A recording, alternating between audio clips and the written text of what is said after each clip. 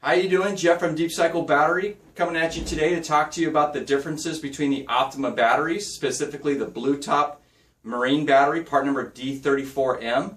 We have a red top starting battery, part number 3478, and then we have a yellow top part number D3478 as well. And let's talk to you first about the marine battery. And I'm going to talk to you about all these batteries as far as charging and maintaining.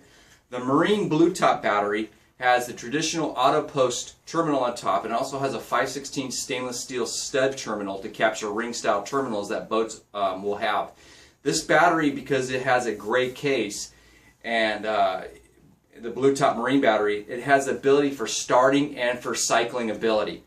And with that said, it has a measurement of 750 cold cranking amps, which is the battery's cranking amps at 0. It has 870 cranking amps, or marine cranking amps, at 32 degrees Fahrenheit, and it has the deep cycle ability of 55 amp hours.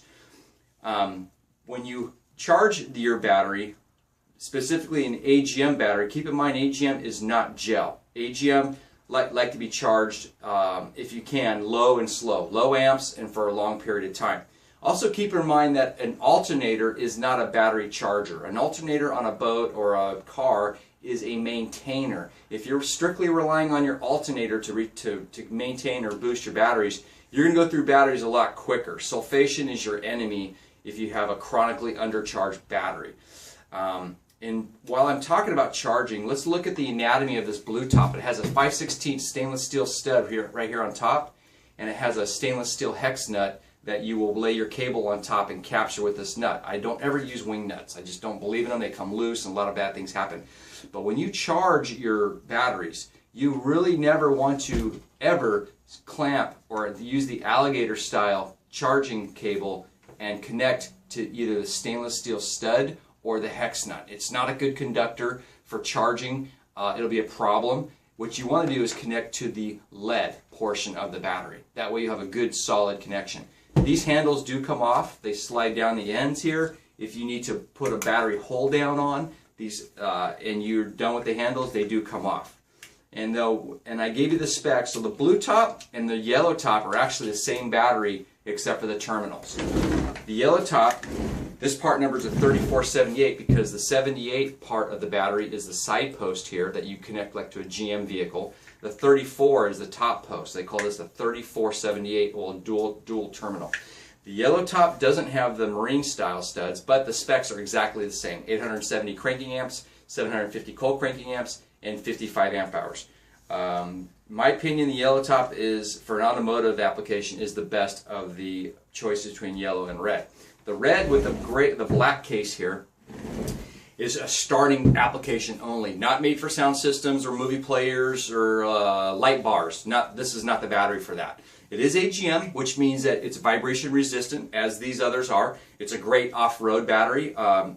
It is great for marine, again the blue, because it has a vibration resistance quality because the plates are pushed together and held in place by the glass mat, the absorbed glass mat that has electrolytes in between them.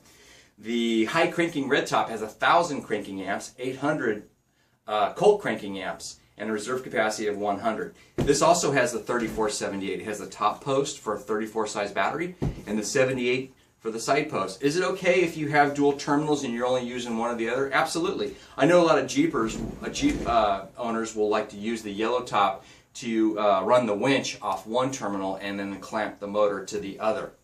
And then now let's talk about charging these batteries. Charging an AGM battery is not the same as charging a gel. And what you'll want to use is you'll want to use a charger that has specifically a setting for AGM. Now I know Optima has their own series of chargers branded underneath the Optima. Do you have to use those? Absolutely not. This is a really good 10 amp, 20 amp, 2 amp smart charger that's very affordable. We sell it here for $149. And if I'm just maintaining a battery, I'm going to put it at a 2 amp setting with AGM as my selector, and it's real simple. They have a real easy menu here. I'm going to leave it on my battery and it's going to maintain it. Now let's say I'm down at 10 volts and I've really discharged this battery. Then I'm going to start charging it at a 10 amp or even maybe a 20 amp for a small amount of time just to recover the battery and then drop down back to 2 amps. For cold climate, It's very important, you know, you never ever want to charge a frozen battery. Now the AGM quality is nice because they do not freeze. Traditional wet batteries will freeze in cold climates. You never charge a frozen battery. Just can't tell you that enough. And I already told you about the alternator thing. Please don't rely on your alternator to keep your batteries topped off. Please use a good charger to do that. That way you won't be having to replace batteries every couple of years.